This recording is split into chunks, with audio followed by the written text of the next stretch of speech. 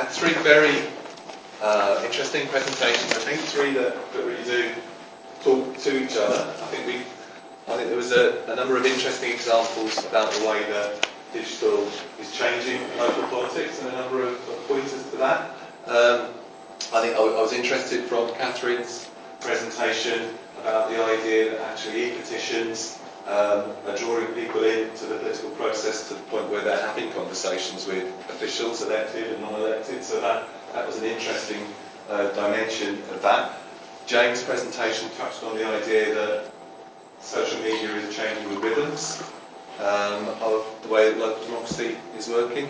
And I think there was one of the last points that in Tom's presentation that was quite interesting was about perhaps there's a hint there that maybe the language that politicians use and that maybe local government uses in general is being changed by using social media. So maybe there are three little pointers just to set us going.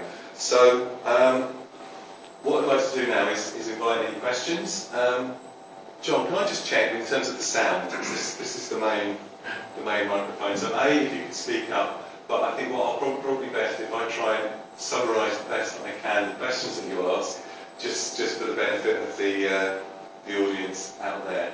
And what I'll do is I'll take a couple of questions from the room, and then we'll have a look and see if there's any questions popping up on Twitter. So, questions or anything? Yes.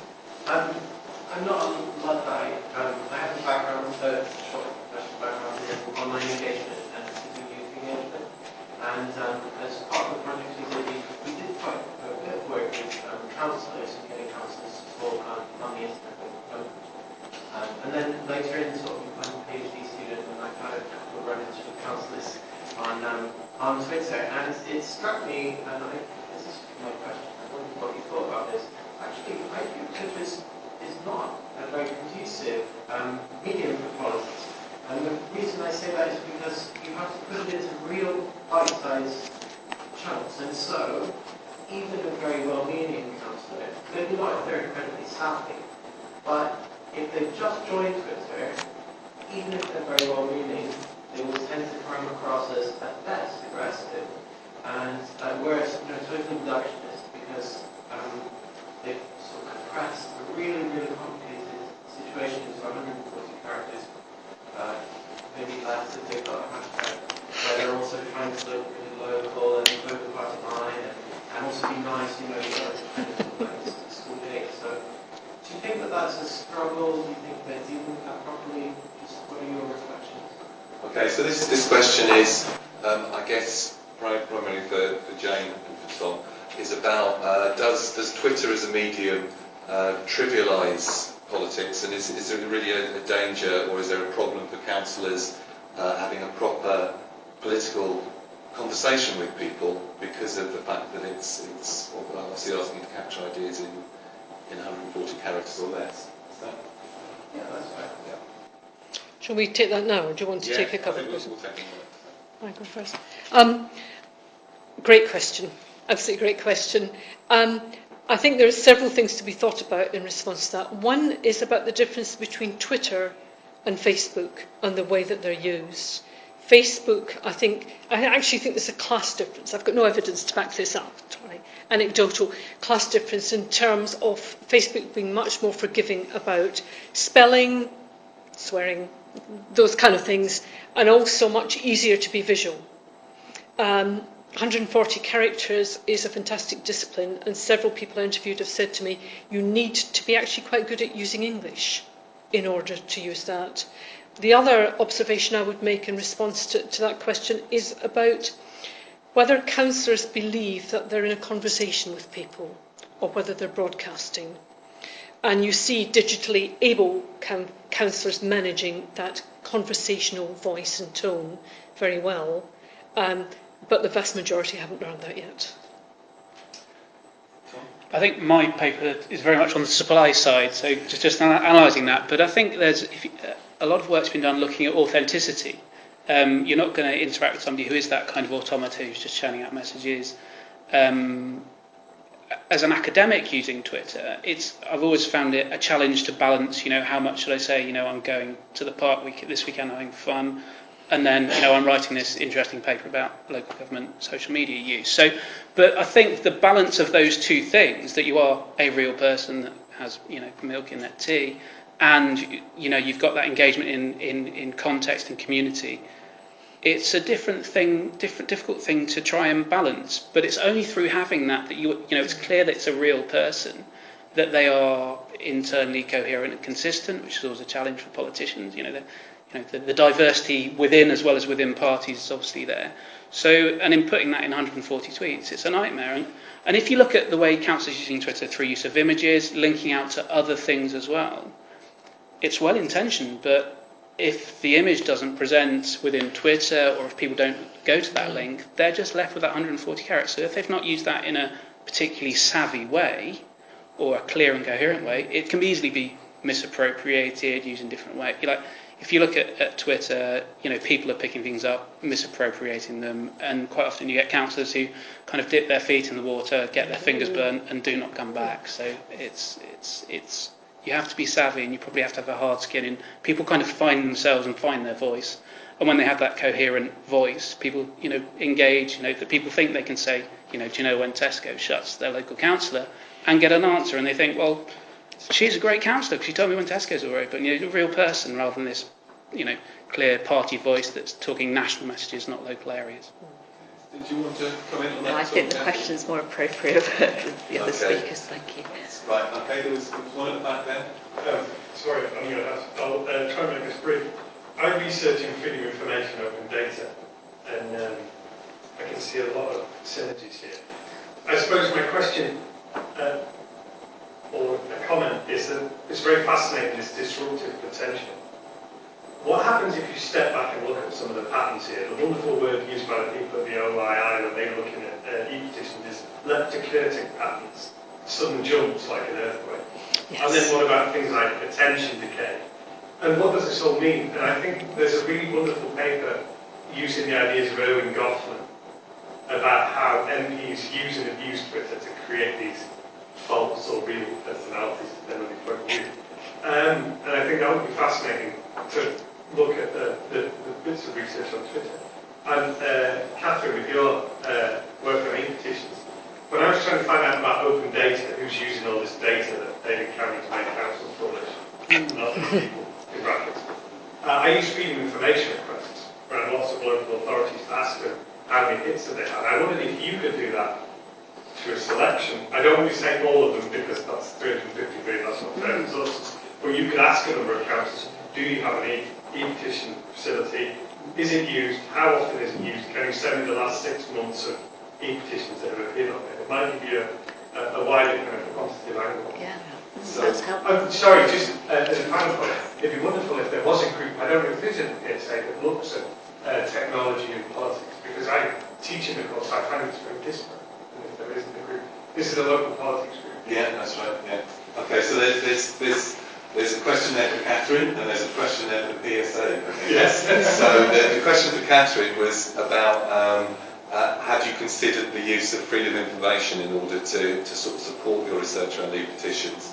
The question for the PSA is there a group being set up, or is there an appropriate group for the use of digital around politics more generally, given that today's discussion is just around digital? So hopefully they're watching the live stream and they'll think about that. But Catherine, sorry, pass over to you. No, I haven't. It's a great question, thank you, and a really good idea for gathering information. I can let you know how it remains. Yeah. Thank you. Okay, so talking of digital, as we were, Carl, have we got any questions coming in from Twitter that we could ask our panellists? We have. If you were designing local democracy afresh, what role would social media have compared to where we are now? No pressure on that one. Yeah, so that's a big normative question there, really, about so if you did have a blank sheet with local democracy, how important would social media be for your institutional redesign of how local politics works? Does somebody want to volunteer to go first, Jane? Excellent. I've long held belief that the way in which democracy is exercised in the bureaucratic processes of local government. Full council meeting, 4 hours out of your life, or if you're unlucky in a rural county, rather more than that. Cornwall Council, for example, starts its full council meetings at 10 o'clock in the morning, has a break for lunch and carries on until 4, but I think there's then a guillotine at 6, and you never get those days back. That actually many of the things that we do sitting in formal meetings could actually be reinvented afresh using social media. I haven't got a blueprint for that, but if you think about the small amount of decision making that actually happens in those meetings, but the large amount of debate, you could actually be having those debates using other methods, and you could be doing outreach to a great many more people. And I think webcasting at the moment is rather static, and webcasting plus texting and online conversations, not quite there. It's all very clunky. But I think there's definitely a design that would feature, that could replace some of the boring council meetings that the public do not come to. Okay, great. That was a brilliant answer to a big question there. Tom, do you follow that? I'd build on the brilliant answer, actually.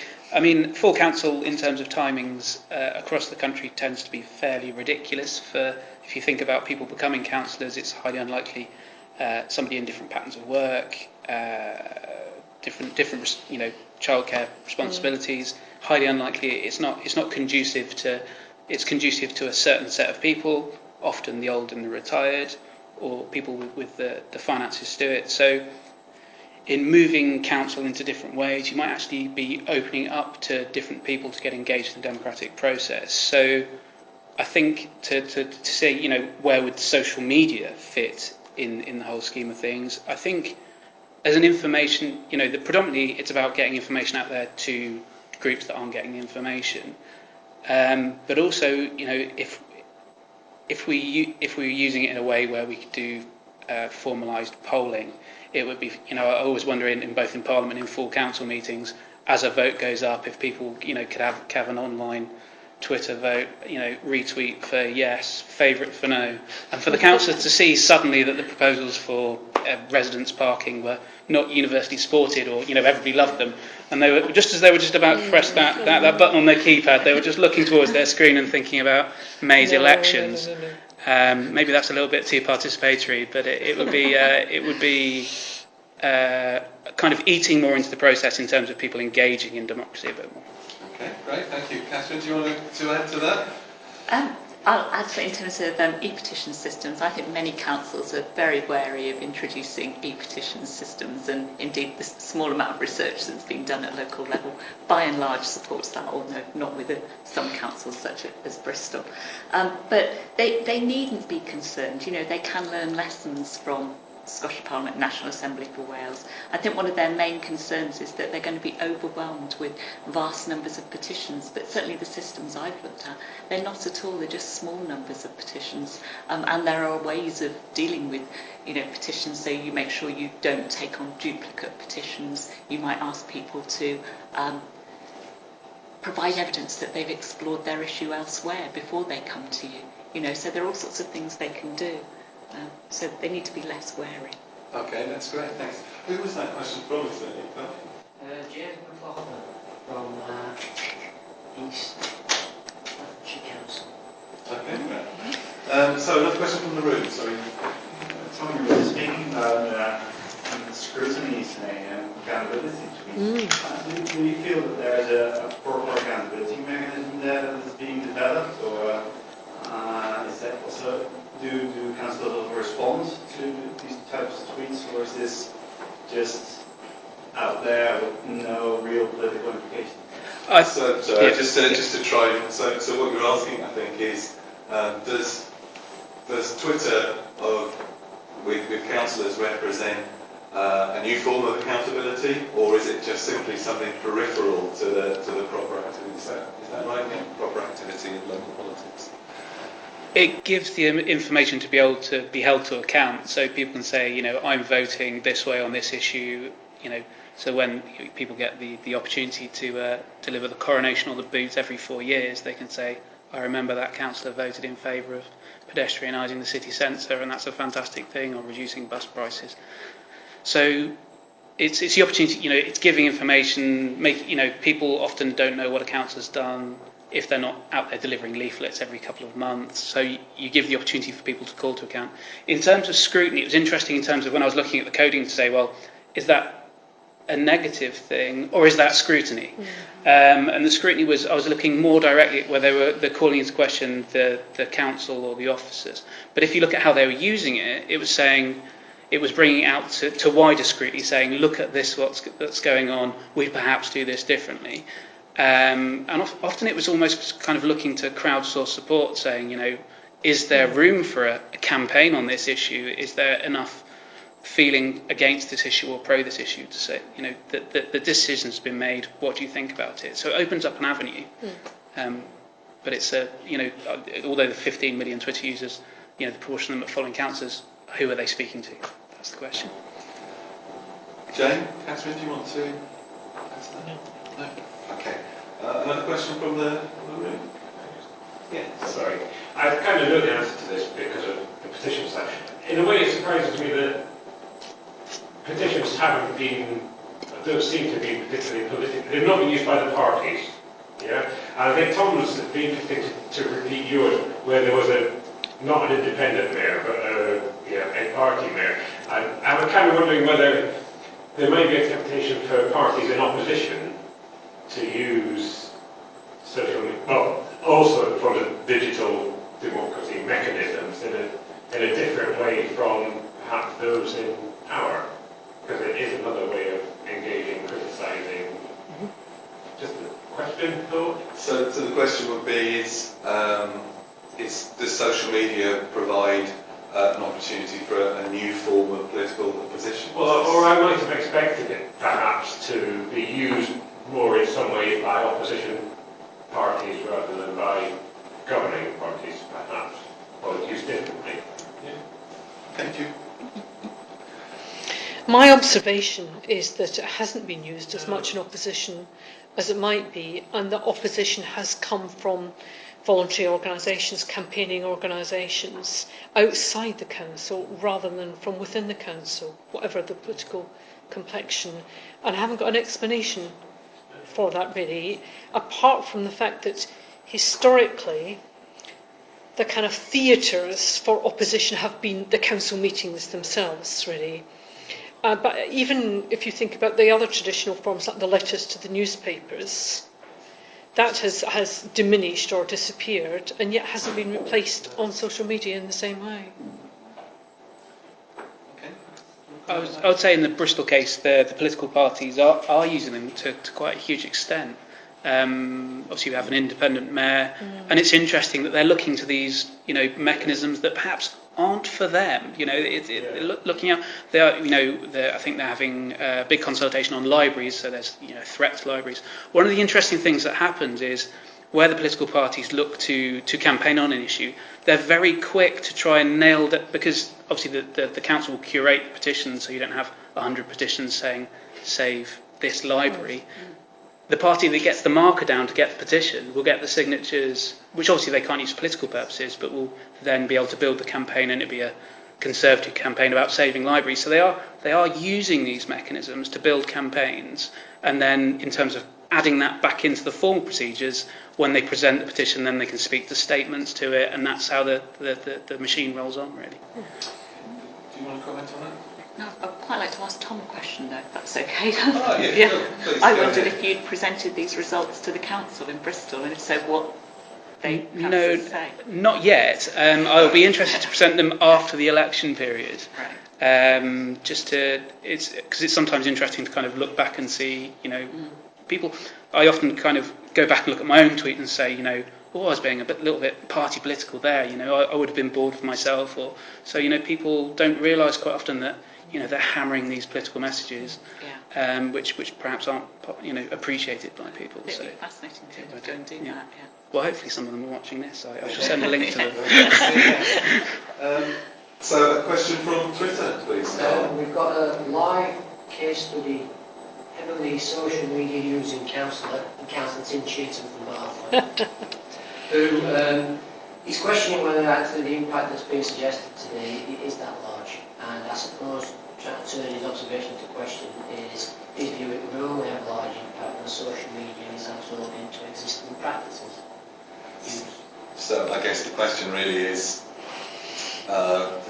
digital really making the impact that people seem to suggest for it? What did the various bits of research suggest? I depend on Councillor Cheetham to always inject a note of caution and miserableness into this. Tim's absolutely right that you can overstate. You can overstate often by just looking at quantity rather than delving into the quality of the engagement. And Tom's analysis is very useful in that way. My research has been very much on the qualitative side about asking councillors what they think that they're doing, their perceptions of what it is that they're doing and where that's taking them. And I think what I see is experimentation. This is this is a work in progress. This is not a finished product in which we're examining years of practice. We're examining doing as it is being done and experimentation, and I think it's giving us some interesting pointers. And I think he's absolutely right to note there's a possibility of overclaiming. But I think as political scientists we're interested in where that's pointing, the direction that experimentation is taking us. Okay, great. Yeah, I'd agree with Tim that it's very often oversold. But kind of put the normative hat back on. It's interesting to think if Twitter is reaching out to even one more person, telling them about what a council has been doing or a council is doing, then that has democratic value. And we can't overstate these things, but we can look at it as as I said, it's not a panacea, but it's a new mechanism that might deliver some positive outcomes. So. Not completely veiled in negativity, but yeah, it's still a limited audience that's being reached. A lot of those people are already engaged, have already made their minds up. So the democratic potential, and as I said in the presentation, in the optimist in me would hope for more of that conversation, engagement, clarification, information, scrutiny. There wasn't as much of that as I hoped. So diminishing returns. How well is social media doing? It's doing something. Whether it's doing enough to be optimistic, I don't know. I think that at local level, e-petitions are probably having a fairly limited impact currently, but there is potential there if councils are brave enough to take that step. Okay, great. Any more questions in the room? Sorry, I was going to make a comment on that point just there, which was, I guess there might be something in that about how social media integrates with face-to-face. I think some of those things like scrutiny, where you've got serious technical constraints on Twitter about how much you can engage. But it's about how that's then taken offline and how these things integrate in ways that can, because you can see some of the sort of local councils, but also MPs, you'll say, well, you can follow at a certain level. At some point they'll say, this is too complex to continue on Twitter, this is the email address, let's start taking it somewhere else, because actually, we can't really, because tone is really difficult on Twitter. You can think somebody's having a right go at you, and not intentionally, or they are intentionally, but then they go, oh, can't take scrutiny then, can you? When actually they're having a go. So some of those things are quite difficult to negotiate. It's just how that integrates with other venues or other means of engagement seems to be something which is evolving and actually might increase the usefulness of some of these sorts of interactions. So this is really asking to comment on the idea of digital as a gateway, which I think was one of the points that I picked up from your paper. I think it's certainly a gateway in the National Assembly for Wales and the Scottish Parliament, and it's provided lots of opportunities for people, and there have been lots of outcomes as well. People have had particular outcomes, and I think that's what's necessary, is to be able to broadcast the opportunities that are available, that the outcomes that people can achieve. People quite often think that the only outcome you can get from a petition is getting what you've asked for, but actually, if you engaged with other people you know, if you've learned about the system, if you've had the opportunity for a debate, or someone said, okay, we'll hold a roundtable evidence session, or we'll come out and meet you on site, you know, that is an outcome, and people need to sort of see it in that light. I'm very interested in my study in when councillors decide to take things offline, when they actually meet people, and what the result of doing that is, actually. And I think it's to do with the repertoires of how you are a local councillor, your repertoires. You know, you do the shoe leather, the knocking on the doors, the canvassing, but you also do social media. And I'm interested in how those repertoires of being a local councillor sit alongside each other, and whether one is increasing and the other diminishing. But I think that online-offline question is a really interesting one for further research. Kind of to lead on from that, looking at how, you know, the social media informal procedures go into formal procedures. With the e-petitions in Bristol, I think if it garners a certain amount of signatures, it will be debated by full council. That then ultimately the councillors might all vote one way in agreement with it, and the mayor might say no. So, but it's the awareness of getting something on the agenda, and I think you know, putting things forward, and the way in which local parties are using them, it's putting, you know, the fact that they're campaigning on a particular issue. So they're using it for their own mechanisms, but it's raising awareness. You can see interest groups using it as well. Yeah. So it's the you might, as you say, you might not get the outcome, but it's the brick in the wall that's there for the next person to build upon. So. Yeah, and the raising awareness point is very important. You know, just by getting a petition published on a website, you're raising awareness, aren't you? Absolutely, and you can tweet a link to it and get more signatures. Yeah. You know, in terms of garnering signatures, e-petitions are absolutely fantastic. Okay, great, thanks. I feel like this is something of a game show, cliche almost, but do we have another question from Twitter? I think this one particular piece so we'll turn to the question. What are your views on attaching a deliberative dimension to petitions and initiatives? From Sonia Does she expand on exactly what she means? See Oregon, healthandemocracy.org. So, we ask you a question, I just put down, you get a link. That's good. Which I'm just loading. yeah, I guess so. There's that broader question, isn't there, between the links of digital to a more deliberative form of democracy. We might talk about digital linking naturally to a participative form, but it's more inclusive and involves more people. But does it help or hinder in terms of if our aspiration is for more deliberation? And I guess the petitions, the question from Sonia is particularly about can the petitions, e-petitions, be used as that first step to more deliberation, or perhaps is the e-petitions just as it is? I think there's a tension there, and I think both can work with one another, but it's like, you know, the systems that exist, they have to, systems that exist for democracy have to appreciate that having a participative element is actually a good thing. All right. So were you going to come in as well? Well, I think the Scottish system in theory has the ability for others to contribute and therefore to make it. I don't think it's actually being used really.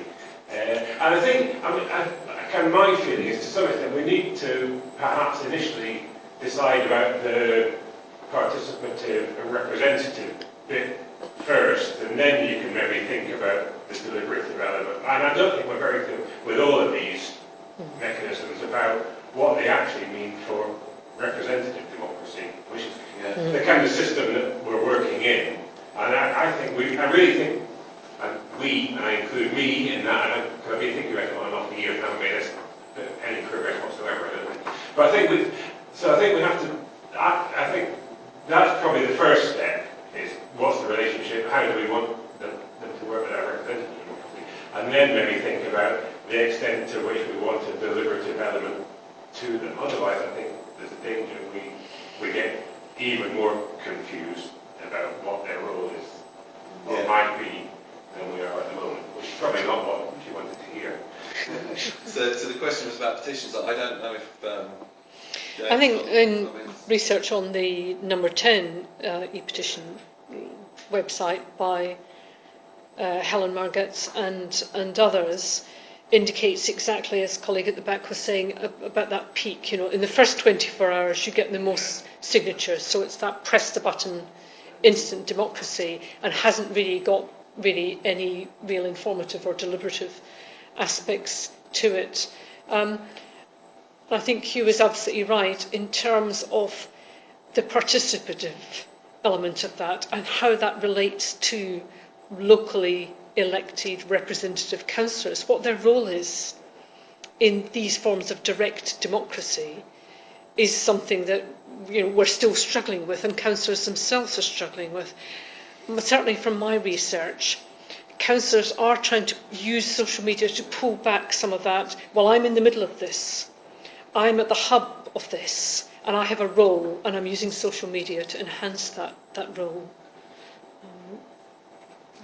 Yeah, I think it's interesting the kind of a petition is then handed to the politicians to do what it's almost, that's where the participation almost stops. You could speak to petitions in some respects if you when it goes back into the formal arena, the decision making structures, like I was saying, a petition was raised, it got to Bristol City Council, and then it's their plaything in some ways then, and whether it's misappropriated from the original. But unless we decide to change representative democracy, that I think has got to be. Absolutely, yeah. If we decide we're going to have a different form of democracy, that's fine. But we're still, it's kind of, I don't think you can say, well, we're having representative democracy, but if we get this, then that decision is being made in a different way. I don't think, otherwise why bother with. I think if you think at the front end as well, in terms of the construction of the petition, there is the gatekeeper thing where the council will decide if it's appropriate. There's a barrier there, but if you think about the more participative elements when you're constructing the petition, is there much dialogue beyond when the petition's in, comments? There's not often a facility within e-petitions for comments underneath it to say, oh, this speaks to this, or so the discursive element would perhaps be able to I think engage that more. happens in the Scottish Parliament. They have that sort of facility, but I'm not aware of any in local councils. Neil, thanks. The question I was going to ask has been largely taken care of by the questions that just came in and the responses that we had there. So along the same kind of lines, I suppose in a lot of what we've been talking about in the three papers, whether petitions or talking about etc. There's this issue of we're struggling with this issue of, on one hand, having the weight of information and communication, and on the other hand, assessing its quality, and what we even might mean by quality of it. And we're not sure, because normatively we kind of know what a good representative system should look like, and normatively we know what a decent deliberative system should look like. But we have no kind of normative criteria to measure the quality of this stuff. And then there's the issue of, you've already dealt with the point was, when do you step out, and does it have to go into another arena, a representative or deliberative? So that's what the point. So it's got to add to the points you've just been talking about there. I think it's interesting. I mean, there is this basic kind of conflict in any kind of democratic system between the vast amount of populist opinion and what we might consider to be meaningful, and it seems to me that it's accentuated. There's nothing but accentuate that. And how do we assess all this stuff? On what criteria? Okay, and how do I write? Okay, so just on the question. Put that into a sentence. 140 characters, Steve. So I guess what you're suggesting is one of the challenges of social media in terms of local democracy is the quality of the content that's coming in, and this is something that that we might find a challenge in order to assess. I guess it's come through some of the presentations, particularly perhaps Tom's presentation when he was looking at the different, trying to code the different types of content that were coming through Twitter for the Bristol councillors. And I think the suggestion was probably in that presentation that some of it may have been more valuable to local democracy than others. But Tom, you used the word course before you used the word coding. I think that's probably similar as part of the same How version. would you decide what is called coding? Who decides? There we are. So there it is. There's the question. So how do we know what's of sufficient quality democratically of the information that we get through social media? I think the idea of quality is often ignored, certainly with e-petitions, because there's just a focus on numbers, which tell you nothing. It's, whichever petition gets the most signatures gets the most attention, whether that be a response or whether it be a debate. So quality just doesn't come into it, because quality, you can have a handful of signatures on a petition, and that petition can be really valuable in terms of the issue it's presenting. Yet you can have a really populist issue that gets 100,000 signatures and potentially a debate. I think you're articulating the difficulty we've always had, whether it's socially media, it's digitally enabled or not, of weighing and valuing participative forms of democracy versus representative. And I think we now think that's an artificial dichotomy, that they coexist and there's an iteration between the two. I think it's too early we haven't had enough time past of that experience to be able to do that evaluation. And I'd be very interested to follow some of the councillors I've been studying, to see whether some of that social media influence translates into votes at the election. And I think about the experience of the Danish Piraten Party in terms of being unable to translate those young new voters, young new users, followers, into actual voters. And I think that we'll be back to votes and representation in order to weigh some of the influence of online democracy. I think it's interesting to think about, without getting into numbers and metrics again, in terms of the reach. Think about kind of digital citizens, the idea of kind of default to digital. If that's shutting doors for other avenues, then, what about the homeless person? What about the person that doesn't have a computer, doesn't have the internet, doesn't want to use the internet? Not everybody's doing their shopping online, all these kind of things. So, social media cannot reach and achieve those democratic aims in the ideal type pure form, reaching everyone. Everybody can raise their issue no matter what it was. And you see it often with the actual lack of diversity on petition sites. And you look at them and you go, well, is that lack of diversity there because they're being kind of curated by the council in some way? They're limiting it to things. But no, there is, they are dominated by sectoral interests. They often go over the same kind of ground, which might not be something that can be changed or achieved by local government. So in terms of ascertaining value, it's looking perhaps at breadth of issues, maybe, just saying, are things being raised here that we're not seeing elsewhere? Is it diversity? Okay, great. So I think we've got time for just very quickly time for one last question from Twitter. This is from Claire of Streetlight. Would engagement increase, as opposed to broadcasting, if local officials use digital for local issues rather than national politics?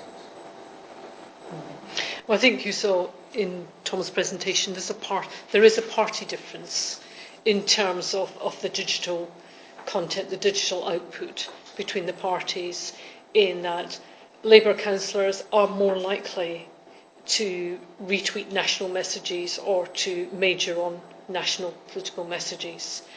And there's no doubt that local actually gets more engagement than the national political broadcast messages of things people have heard time and time again, whereas local things actually do get a level of engagement. And certainly that's what I found, whether it was a city, a metropolitan area or a rural area, that local really had, and that made the difference in terms of engagement.